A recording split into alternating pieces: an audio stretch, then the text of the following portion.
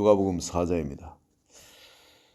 제자들에게 예수님께서 말씀을 가르치시는데 이 모든 것을 비유로 하십니다. 비유가 아니면은 말씀을 하시지 않으실 만큼 모든 것을 비유로 하시는데 여기에 네 가지 비유 중에 특별히 땅에 떨어진 씨의 비유 우리 같이 한번 보기를 원합니다. 하나님 나라는 바로 이 씨 뿌리는 비유 이것을 가지고 설명을 하고 있습니다. 씨를 뿌리는데 종류가 네 가지의 밭이 있다 그러죠. 이 길가밭, 돌밭이 길가밭이 있고 돌밭이 있고 가시밭이 있고 좋은 밭이 있는데 좋은 땅이 있는데 그게 네 가지 종류의 밭이 꼭 우리의 마음 상태를 이야기를 하고 있습니다. 예수님께서 풀어서 주시는 것이 바로 그 말씀을 받는 자의 마음 상태를 이야기합니다. 그 네 가지 밭이 열매를 맺는 밭은 어느 밭입니까? 딱 하나밖에 없습니다. 좋은 밭이라는 그 밭밖에 없습니다. 나머지 밭은 전부 다 말씀을 받은 것 같고 그렇지만은 열매는 없다는 겁니다. 하나님이 구하시는 것은 열매입니다. 그래서 우리가 우리의 마음밭의 상태를 항상 조심을 해야 돼요. 이게 말씀을 들을 때에 하는 말씀이 나오죠. 우리는 항상 좋은 사람도 아니고 항상 나쁜 사람도 아닙니다. 우리 마음밭이 좋을 때도 있고 안 좋을 때도 있다는 겁니다. 사람이 정말 강팍한 그런 사람도 좋은 밭이 될 때가 있습니다. 언제냐면은 큰 환난을 만나가지고 자기가 의지하던 그 모든 것이 다 휩쓸려 가버린 그럴 때에 정말 완전 난파되어 버리고 모든 게 끝나버렸어요. 그럴 때 정말 의지할 데가 없는 그런 사람은 그때 하나님을 의지하게 되고 말씀을 믿게 되고 그 새로운 세계를 믿음으로 한 걸음씩 나아가게 됩니다. 그럴 때는 이 좋은 밭이 되어진 거죠. 그렇지만 우리 평상시에 우리 모든 사람은 아무리 그 사람이 뭐 선하다 그러고 훌륭하다 그러고 착하다 그러고 인격이 좋다 할지라도 바로 이 나머지 세 가지 종류의 밭에 해당된다는 겁니다. 그것이 뭐냐면은 이건 예수 그리스도를 잘 믿는 성도님들 역시 바로 이 세 가지 밭에 해당되게 되어 있다는 겁니다. 정말 내가 감당할 수 없는 어떤 환난 그런 것으로 인해서 내 마음이 완전히 다 뿌리채 박혀있던 모든 게 다 뽑혀나가고 오직 하나님만 전적으로 의지하는 말씀만 내가 붙들고 또 기도하면서 순종해 나가는 그런 삶이 아닐 때는 이 세 가지 밭에 해당되는데 그 세 가지 밭이 제일 먼저 길가밭입니다. 이 길가밭은 말씀이 안에 뿌리를 내릴 수가 없는 밭이죠. 바로 그 밭은 말씀을 받았지만은 말씀을 내 삶에 내 것으로 받아들이지 않으니까 금방 마귀가 그 말씀을 뺏어간다는 거예요. 여러분 지난주에 들었던 설교 말씀을 기억하십니까? 여러분 어제 묵상했던 말씀을 기억하십니까? 우리는 말씀을 듣고 금방 또 잊어버립니다. 왜 그러냐면은 길가밭처럼 이 말씀을 내 삶에 적용해서 뿌리를 내리지 않기 때문에 그럴 경우는 이 말씀은 금방 잊어버립니다. 들어도 내한테 유익이 없다는 거죠. 내 귀는 즐거웠을지 모릅니다. 그때 어떤 깨달음이 있었을지 모릅니다. 그렇지만은 말씀을 내 삶 가운데 그대로 적용하지 않으면은 일어나질 않습니다. 말씀을 받을 때 그걸 내한테 그대로 적용해서 삶의 행동으로 옮기면은 그 말씀을 순종하면은 우리 마음에는 뿌리가 그만큼 더 깊이 들어가게 됩니다. 그렇지 않으면은 그 말씀은 뺏겨버린 말씀이 되어집니다. 이게 또 그 다음에 돌밭의 비유가 있죠.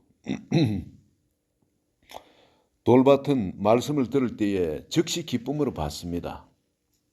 정말 은혜로운 말씀이다. 기쁜 말씀, 좋은 말씀이다.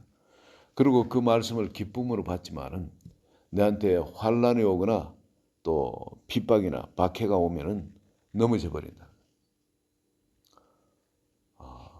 나무들이 깊이 뿌리 내리지 못하는 나무들은 태풍이 오면은 전부 다 옆으로 넘어지죠. 그러니까 그렇게 넘어진 나무가 어떻게 다시 살 수 있겠습니까? 우리에게 받은 말씀은 이렇게 뿌리를 내지 못하면은 그냥 그 말씀은 쓰러진다는 겁니다. 환란이 오면 쓰러지게 되어 있다는 겁니다. 이 돌밭이라는 것은 우리 마음에 누구나 다 돌이 있습니다. 돌이 없는 사람 없죠.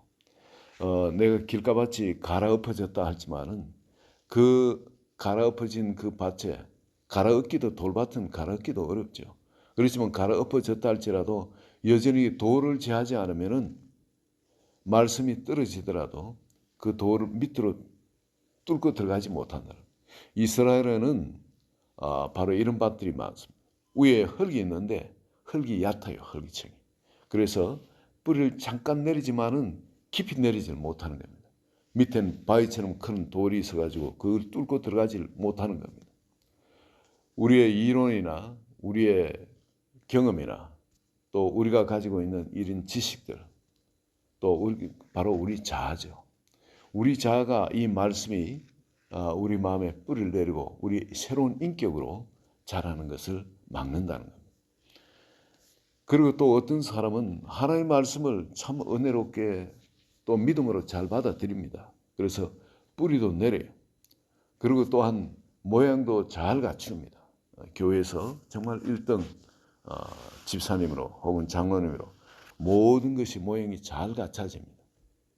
그런데 환란이 오거나 핍박이 오거나 할 때 그럴 때 넘어지지도 않아요. 그걸 잘 지키지만은 여러분 그 속에 남들은 알지 못하는 그 무엇가 그 속에 있다는 겁니다. 뭐냐면 하나님의 말씀을 생명 그 자체로 내가 붙들기보다는 그게 다른 것도 같이 자라는 것이 있다는 겁니다. 재물의 유혹 같은 거, 또 이생의 자랑이라든지 육신의 정욕이라든지 기타 욕심들이 들어와서 말씀을 막아 결실하지 못하게 합니다. 다른 건 다 되는데 열매가 맺어지지 않는다는 겁니다.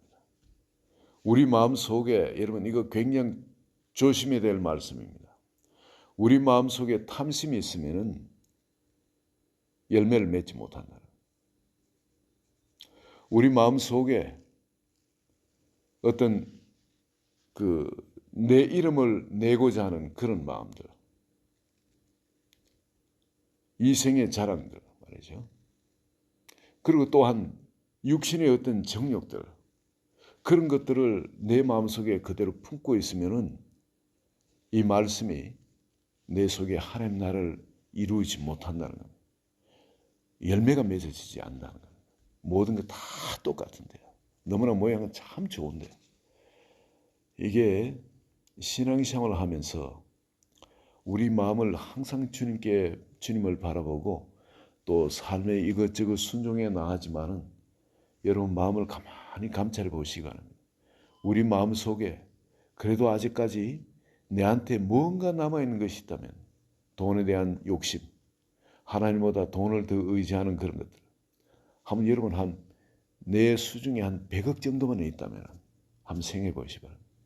그러면 이제 내가 이렇게 일을 안 해도 되고 자식들을 참 돈 걱정 안 하고 자식들한테 베풀 수도 있고 그리고 여생을 참 편안하게 하나님 잘 믿으며 또 주를 위해서 또 교회도 잘 성님이 그렇게 살 수 있을 건데 그런 생각 안 드십니까? 그런 생각이 든다면은 여러분 이거는 이미 우리가 마음이 돈에 그만큼 가 있다는 겁니다.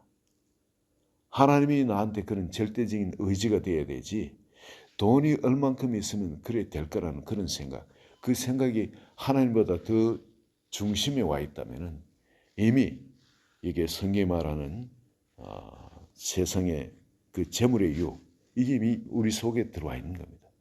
이런 것처럼 나도 모르게 내 속에 들어와 있는 이런 하나하나들, 내가 하나님보다 더 의지하는 이런 것이 있다면 이것은 열매를 맺지 못하는 만밭이라는 겁니다. 성도님들은 이 세상에 바로 예수 그리스도가 나의 분깃입니다. 그리고 또 주님과 함께 이 세상에서 동행하면서 했던 그 일들, 그것이 나의 분깃이 되어집니다. 다른 것을 내가 의지할 때는 이미 주님의 보호하심과 주님의 그 개런티해 놓은 거기서 벗어나 있는 겁니다. 여러분, 우리가 나이가 많아지고 이제 은퇴 시기가 가까워오게 되면은 이런 마음 들기 참 쉬워집니다. 다른 것을 더 의지하는 그런 마음을 가지기가 참 쉬워집니다. 그러나 여러분, 하나님은 우리가 이 세상의 나그네 삶이라 그러죠. 근데 이 나그네 삶에서 우리가 끊임없이 바라봐야 되는 것은 예수님이 우리에게 가르치신 회개하라, 천국이 가까웠네. 여러분, 그 천국 안에 우리가 우리의 모든 것을 다해서 주님을 붙들 때, 이 우리에게 찾아오신 예수 그리스도 말씀이신 주님을 붙들 때, 너희가 내 안에 거하고 내 말이 너희 안에 거하면 뭐든지 원하는 대로 구하라. 그러면 이루리라 그럽니다. 우리가 이 말씀을 붙들고 주님 안에 거할 때, 즉 주님을 사랑하고 그 사랑 안에 거할 때, 나머지는 하나님 나라의 주인공인 우리에게 모든 것을 베풀어 주신다는 거예요. 이미 주님이 믿지 못하는 우리에게 그 일을 이뤄 주신 겁니다. 그래서 천국의 비유를 가루 서말 속에 뿌린 그 누룩, 정말 눈에 보이지 않는 그 누룩, 그러나 그 가루 서말을 완전히 변화시키게 해서 유익하게 만드는 것처럼, 우린 이 세상에 이 가루 서말 속에 뿌려진 누룩처럼 우린 존재감도 없는 사람들입니다. 그렇지만 이 모든 사회를 변화시킬 수 있는 주체가 하나님 나라 생명이 우리에게 있다는 겁니다. 그리고 여러분 또한 우리는 겨자씨처럼 모든 씨 중에 가장 작은 씨인지 모릅니다. 그러나 신기면은 하나님의 말씀대로 그 안에 거하기만 하면 하나님 나라의 역사가 우리에게 일어나서 공중에 날아가는 새들도 그 가지에 깃들 만큼 큰 존재가 된다는, 변화를 일으키는 존재가 된다는 겁니다. 그러면서 풍랑을 주신 건 왜 주시겠습니까? 풍랑이 일어나면 무섭잖아요. 다 죽었다 싶어가지고 그 예수님을 깨우는데 예수님께서 이 믿음이 없는 자들아, 풍랑을 잠잠케 하시며 이 믿음이 없는 자들아 꾸짖으시는데, 그럼 믿음만 있으면은 풍랑은 겁낼 것이 아니라는 거죠. 풍랑은 해를 끼칠 존재가 아니라는 겁니다. 우리가 이 예수님께서 우리에게 주신 이 큰 배가 뭡니까? 하나님 나라입니다. 우리는 이미 하나님 나라의 그 큰 배에 올라탄 존재들입니다. 그럼 이 큰 배를 주관하고 이 물이 들어오지 못하도록, 세상의 물을 가라앉지 못하도록 지켜주고 보호하실 분이 누굽니까? 바로 그 배의 주인인 예수 그리스도입니다. 우린 예수 그리스도가 주인인 이 큰 배에, 하나님 나라 안에 우린 이미 들어와 있습니다. 그렇다면 세상의 어떤 풍랑이나 바람이나 그런 것에 대해서 우린 두려워할 것이 없는 겁니다. 염려할 것이 없는 겁니다. 오직 그 믿음을 잃지 않는다면, 하나님의 그 피의 언약에 대한 믿음을 잃지 않는다면 하나님은 반드시 우리 삶에서 자고 깨고 하는 중에 우리가 자라서 우리가 심었던 그 붙들었던 그 하나님 말씀이 우리 삶의 인격으로 나타나게 된다는, 하나님이 찾으신 열매를 우리가 맺어 드릴 수 있게 된다는 마가복음 4장 이 씨 뿌린 비유를 통해서 오늘 우리 마음에 이미 임하여 있는 이 천국, 내가 어떻게 가꾸고 어떻게 발전시켜 놔야 될지, 어떻게 주님이 원하는 열매를 맺어 드려야 될지 지혜가 임하시기를 예수 그리스도 이름으로 축원드립니다. 하나님 아버지, 이 아침에 주님께서 천국의 비유를 우리에게 말씀해 주시고, 또 세상에는 끊임없이 이런 우리 마음이 돌밭이 될 수밖에 없었고, 우리 마음이 길가밭이 될 수밖에 없었고, 우리 마음이 바로 가시밭이 될 수밖에 없었던 그 이유들이 바로 세상에 끊임없이 풍랑이 오고, 그리고 이런 미친 듯한 이런 바람이 불어와서 우리가 바로 그러한 밭이 되지 않으면 우리를 지킬 수 없었기 때문입니다. 그렇지만은 주님께서 이제 그런 외부의 이 풍랑을 이길 수 있는